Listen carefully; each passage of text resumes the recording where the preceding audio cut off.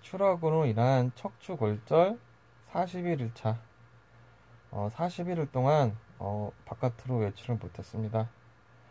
통증은 많이 줄었으나 아직 세면대 앞에서 아직 스스로 세수를 할 수가 없고 누웠다 일어날 때 통증이 매우 많습니다.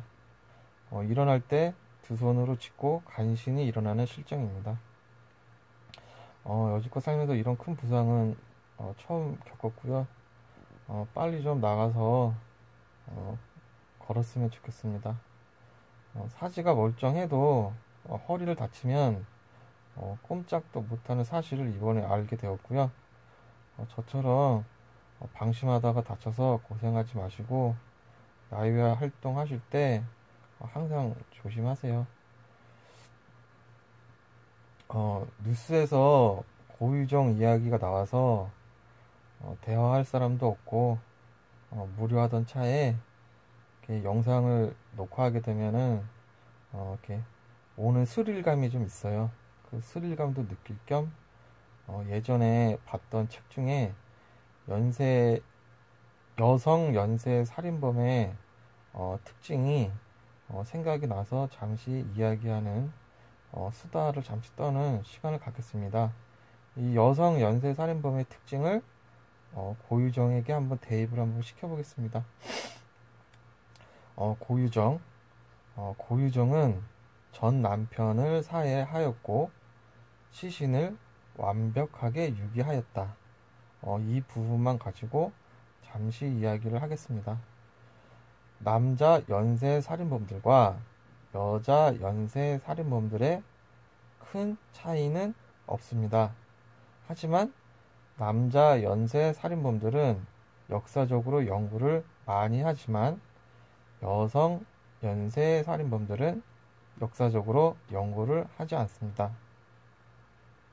FBI에서도 여성 연쇄 살인범들은 연구하지 않는다고 하였는데 요즘은 사건들이 많이 발생하는 추세라서 지금은 할지 안 할지 모르겠는데요. 예전에는 하지 않는다고 발표한 적이 있습니다. FBI에서 여성 연쇄 살인범들을 연구하지 않는 이유는 FBI에서 여성은 살인을 꺼려하는 경향이 있다. 그렇기 때문에 연구하지 않는다라고 말을 한 적이 있습니다. 고정관념이죠. 여성은 살인을 꺼려한다. 여성의 연쇄살인이라든지 살인도 역사가 매우 깊습니다.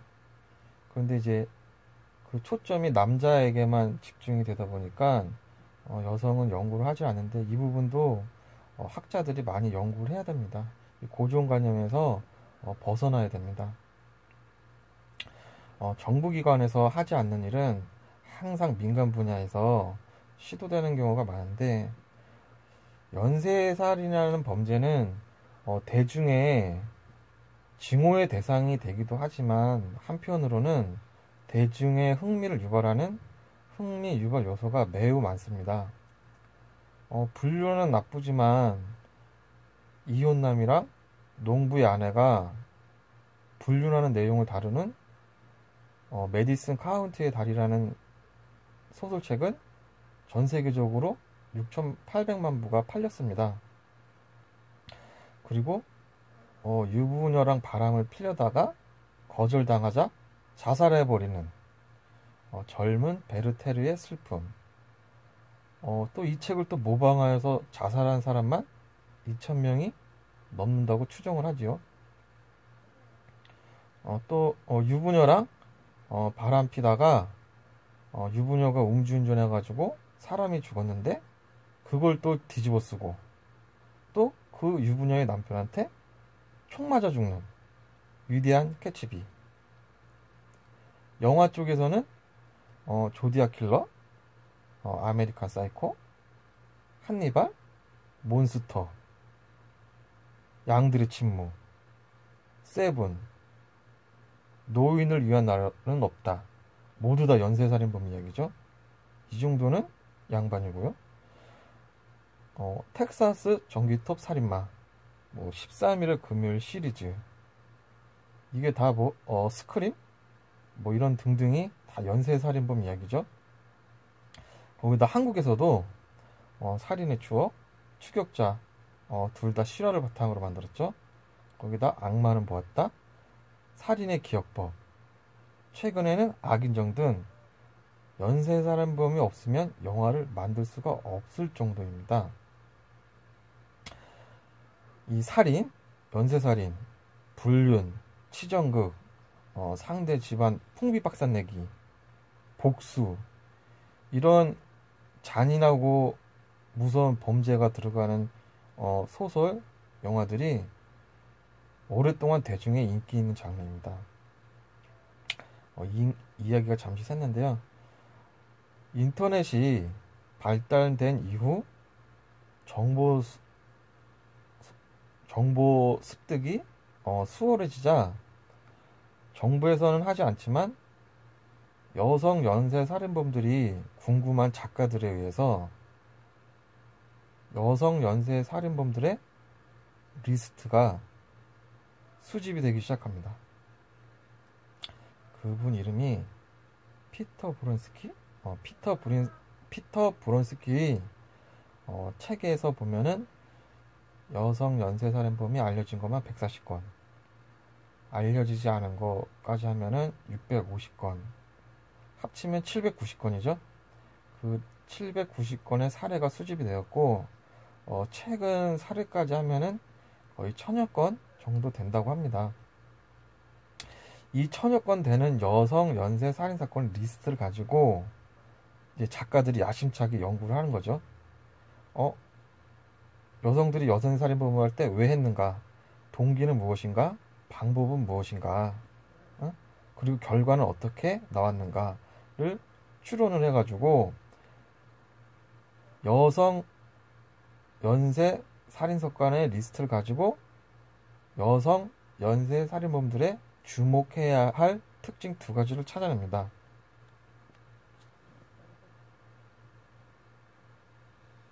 왜 눈물이 나지?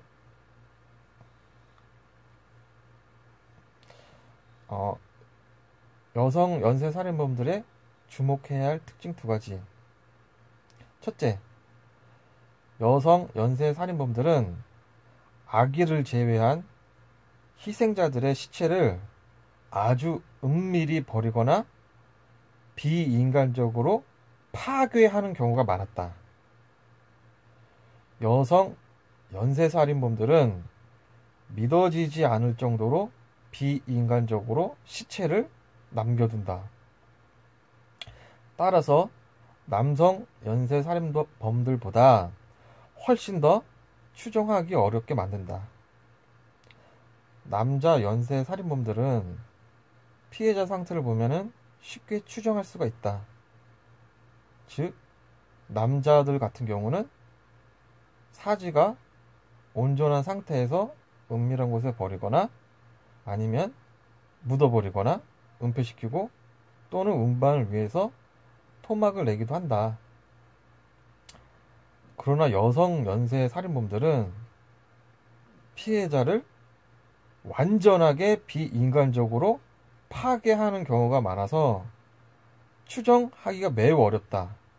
시체의 흔적조차 못 찾는다. 그래서 이 이유를 제가 한번 생각을 해봤는데요. 쉽게 설명을 하면은 남자는 큰 가방을 들 수가 있고 여자는 작은 가방을 들어야 한다. 그 이유 때문에 여성들이 피해자를 완전하게 비인간적으로 파괴하는 것이지 않을까 합니다. 여성이 잔인해서 나빠서가 아니라 체력적으로 운반을 해야 되기 때문에 시신을 완전히 파괴한다. 둘째, 수집된 사례들을 분석해 보면 기존에는 다 이렇게 알려져 있어요. 기존에는 대부분의 여성 연쇄 살인범들은 돈이나 다른 물질적 이익을 위해서 살인을 한다는 주장이 있다. 그러니까 여자들은 돈이나 생길 거 그런 것 때문에 살인을 한다라고 주장을 하였으나 이 주장은 그다지 유용한 주장이 아니다. 왜냐? 1000여 명의 여자 연쇄 살인범들을 분석을 해보니 이거는 아니다. 돈이나 물질을 위해서 여성이 연쇄 살인하는 경우는 약간의 절반, 그러니까 50%에서 약간 정도만 뜻한다고 합니다. 그렇다면 51% 정도로 생각을 한다 치면은 나머지 49%는 다른 이유로 연쇄 살인을 한다. 그러면은 무슨 이유로 연쇄 살인을 하는가? 여성 연쇄 살인 사건의 리스트에 의하면 첫 번째, 가학적인 관념에 빠져서. 남자도 뭐 스토킹이 있고 세디스트들이 있고 뭐 그런 가학적인 성향으로 인해서 연쇄 살인범이 있듯이 여성도 있다. 두 번째, 아동 학대 및 아동 성학대. 세 번째, 식인 풍습 같은 가학적인 동기. 해외 사례를 갖다가 분석을 하다 보니까 이런 것도 들어오네요. 네 번째가 중요합니다. 피해자가 누가 가치가 있는지, 가치가 있지 않는지에 대한 우생적인 믿음. 다섯 번째, 고문하려고, 괴롭히려고. 여섯 번째도 많죠. 전유물적인 동기로 살해. 남편이나 애인이나 세상과 공유하기를 거부한다. 내게 아니면 남한테 가지 못하게 파괴한다. 일곱 번째는 요즘에 들어서 많을 겁니다. 남성 혐오. 남성들에 대한 혐오감으로 남성을 연쇄 살인한다. 이런 류의 여인들은 남편을 죽이고 싶은 여자가 남성 혐오 있는 여자한테 부탁을 합니다. 그리고 약간의 살해를 합니다. 그러면은 남성 혐오를 가진 여자는 거기에 동의를 한답니다. 그래서 같이 연쇄 살인을 한답니다. 돈을 안 줘도 단지 남성 혐오만으로. 이렇게 남성 혐오만으로 남자를 죽이는 여자들은 그 행위를 지역사회에 가치 있는 사회봉사 활동으로 간주를 한답니다. 그리고 여덟 번째, 보복이나 복수. 그리고 아홉 번째는 그 51%에 해당하죠. 이익 동기가 명확한 경우. 즉, 보험금 사기, 보험금을 위해서 살인, 또는 재산 상속을 위해서 살인. 이 정도 나눠지는데요. 위 사례를 통해서 밝혀진 내용을 고유종에게 대입을 해본다면은 1. 고유종은 남편의 시체를 믿어지지 않는 비인간적인 방법으로 유기한 것으로 예상된다고 뉴스에 나왔죠. 이 부분은 대부분의 여성 연쇄 살인범들이 첫 번째 얘기했듯이 아기를 제외한 희생자의 시체를 아주 은밀하게 버리거나 비인간적으로 파괴하는 경우가 많았다. 여기에 딱 들어맞습니다. 두 번째, 고유종은 전 남편을 왜 죽였을까요? 1번에서 9번 사례 중에 제가 4번이 좀 중요하다고 했는데 4번에 부합이 됩니다. 4번의 내용은 피해자가 누가 가치가 있는지 없는지에 대한 우생적인 믿음, 이 부분이 딱 들어맞습니다. 전 남편은 가치가 없다. 하지만 전 남편이기 때문에 걸림돌이다. 걸림돌은 제거되어야 한다. 그럼 전 남편의 걸림돌은, 전 남편은 누구의 걸림돌인가? 재혼한 남편의 아이도 사망을 하였다. 그럼 재혼한 남편의 아이는 누구의 걸림돌인가? 전 남편과 재혼한 아이의 공통적으로 누구의 걸림돌인가? 고유정 전 남편과 낳은 아들의 걸림돌이겠죠. 고유정은 사망한 전 남편의 아이를 위해서 두 걸림돌을 제거하고 파괴하였다. 그 두 걸림돌이 제거되고 파괴됨으로써 재혼한 남편과 고유정과 그리고 전 남편과의 아들 이 세 명은 다시 단란한 가정을 이룰 수가 있다. 제가 생각하는 고유정은 복잡한 형태의 고약한 연쇄살인범은 아니다. 시신유기라든지 시신훼손 방법이 매우 고약하지만 지금껏 여러 여성 연쇄살인범들이 해왔던 방식 그대로이다. 즉, 자기중심적인 지극히 여성스러운 방식의 살인 방법이다. 그리고 살인범이다. 사전에 치밀하게 계획된 여성 연쇄살인범들은 남성 연쇄살인범보다 훨씬 더 찾아내기가 어렵습니다. 남자보다 여자들이 거짓말을 더 잘하거든요. 남자들은 바람을 펴도 여자들한테 쉽게 발각이 되지만 여자들이 바람 피는 거는 남자들이 찾기가 힘듭니다. 우리나라에서는 유명한 김선자나 어민숙처럼 드러나지 않은 성공한 여성 연쇄 살인범은 저는 분명히 있다고 생각을 합니다. 제가 요즘 누워있는 동안 뭐 연쇄 살인 사건이라든지 범죄 이야기를 그냥 제가 아는 부분에 대해서 조금씩 얘기를 하는데 이 부분이 불쾌하고 싫어하는 분들이 있을 수가 있어요. 근데 제 생각은 그래요. 이런 거를 듣고 보면서 경각심을 가지자. 이게 해외라든지 국내의 사건들을 보면 이거 왜 여기서 왜 이렇게 당했을까? 왜 이 여자분들은 여기에서 이렇게 무참히 당했을까? 그런 경우가 있어요. 방심하는 거죠.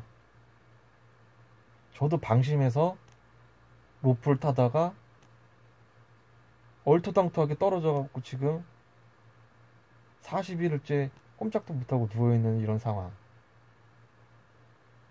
그래서 이런 범죄라든지 나쁜 사람들 이야기를 하면서 이제 조금씩 경각심을 갖자. 그런 뜻에서 이런 유튜브를 제가 찍고 있습니다. 마지막으로 영국의 인기 있는 범죄 작가가 한 말을 제가 하겠습니다.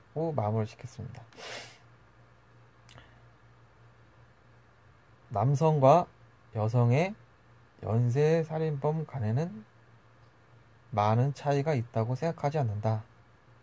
나는 여자들이 훨씬 더 오랫동안 그것을 숨겨왔다고 생각한다. 영국의 인기 범죄 작가 마르티나 콜.